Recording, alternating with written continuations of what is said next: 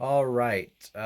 First scene of this chapter is awesome. We just met, Badal's group, the snake, and the bone hunters have just met, and they're both, they both need water. They both are on their last days, and man,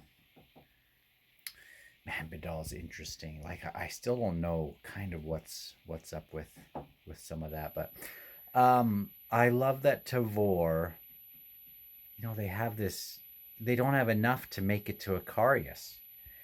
And now, what little they have, they're going to make sure everyone drinks something today, which, you know, what would be the right decision?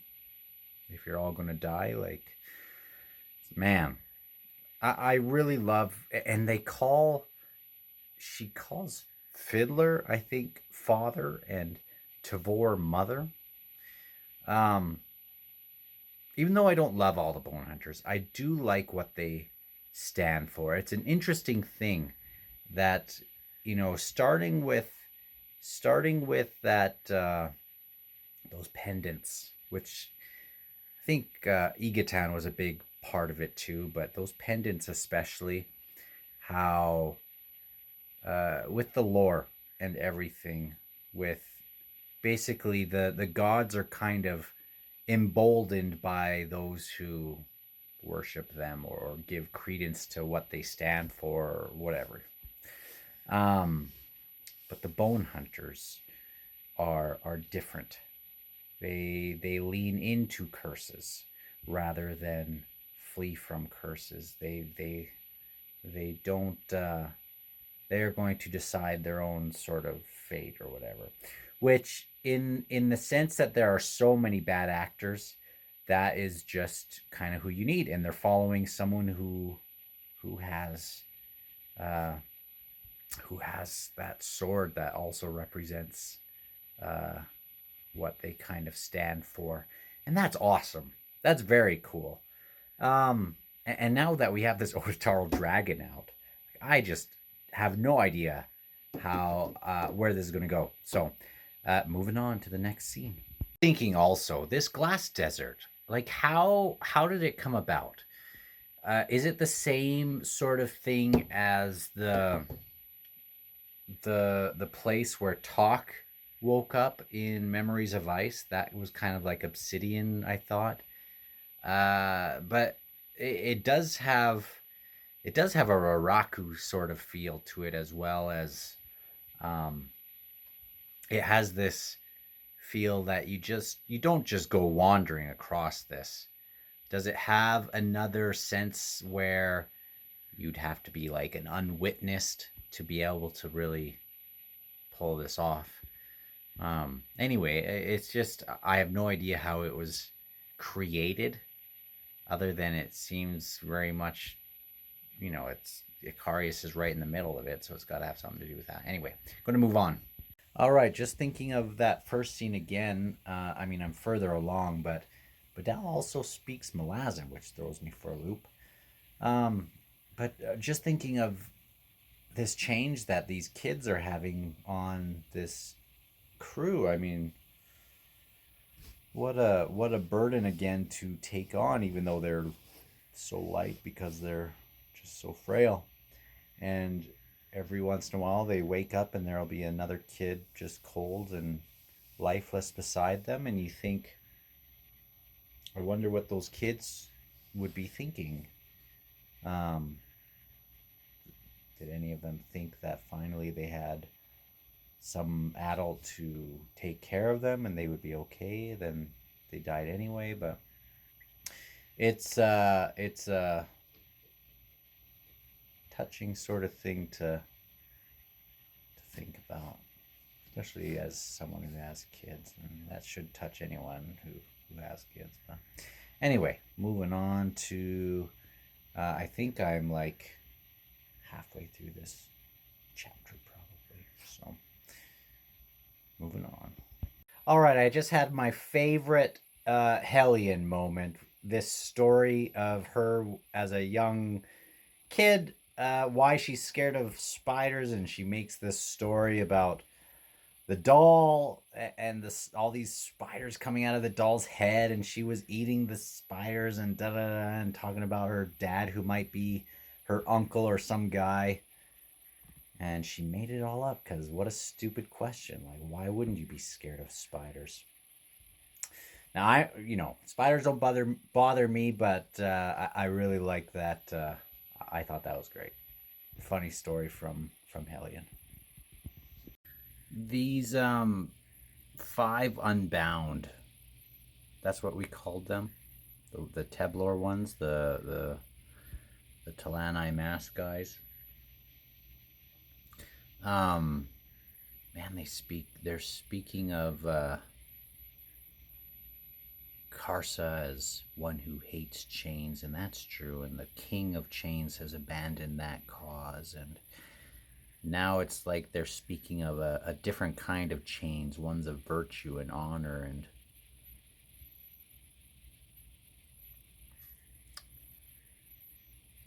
so I'm a little confused what to make of these guys and what they're going for, but they spoke of trying to free humans when they can't even really free themselves, like they are bound.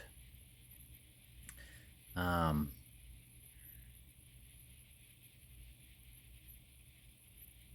then at the end, saying they're gonna have to lie to Tavor about what they're going for. I might reread this a little bit. This one, the Reaver, the Leper, the Cripple, all among the humans, and they don't know how to bring hope to them. So I hated these guys in House of Chains. Why are they turning this corner? I mean, I guess we should be happy about that if that's what's happening. But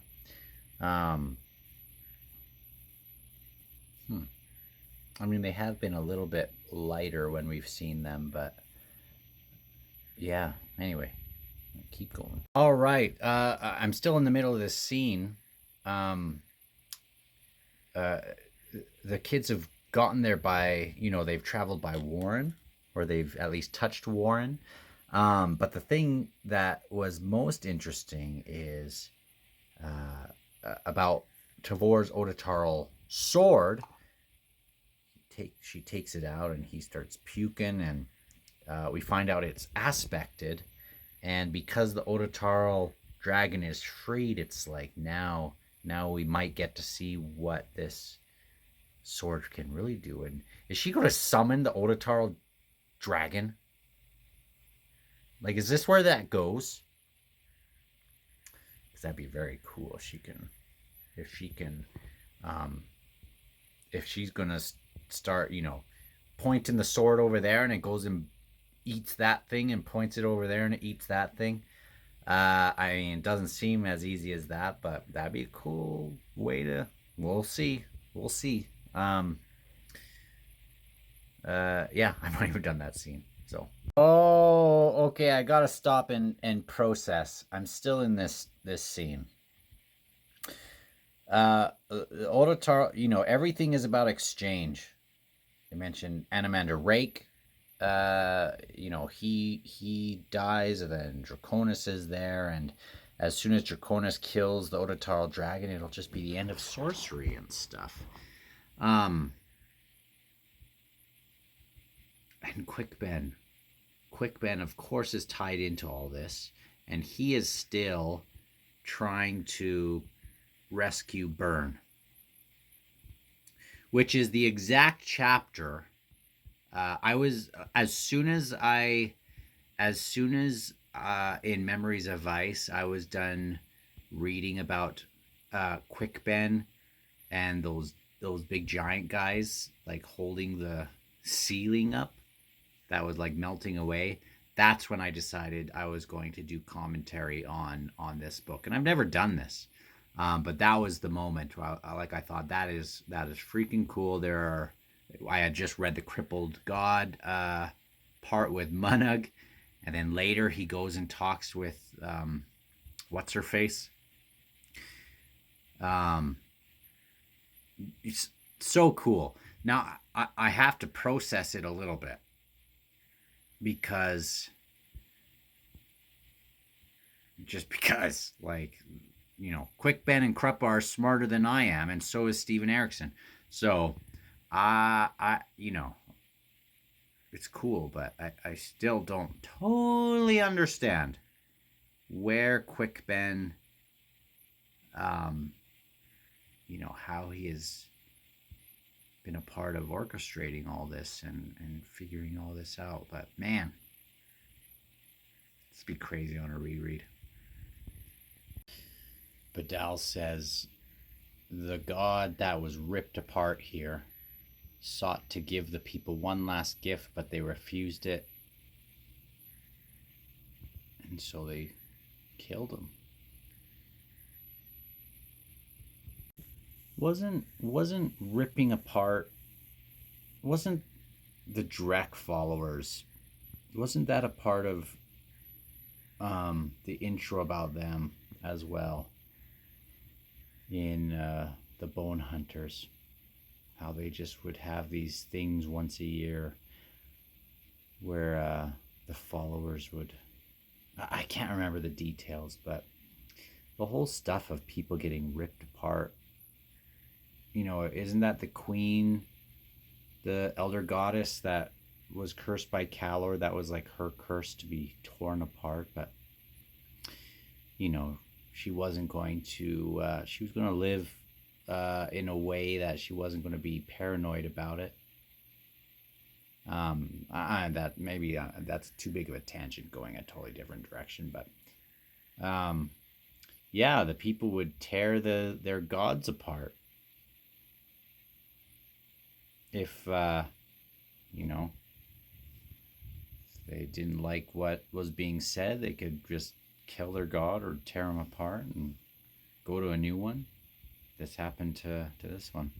Man, it's like I'm thinking back as well at the start of this part where they just see everyone dying in both the Bone Hunters and this band. And Manicarius as a city is just still so interesting. Why it has this nature that it does, holding memories and echoes or whatever.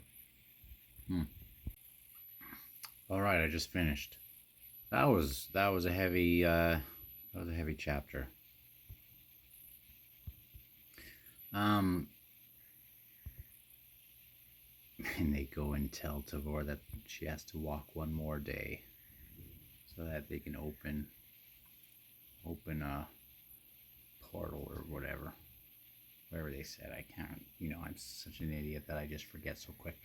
But I'm thinking of like when these children met the Bone Hunters, and the Bone Hunters look just as ragged as the children do, and good old Fiddler doesn't even think twice but to give that water. Man,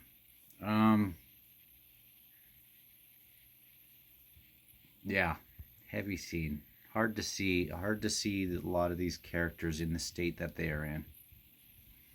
But I mean, it makes sense. They're in the glass desert. So anyway, I will see you on the next one. Hopefully it won't be such a bummer next time, Steve.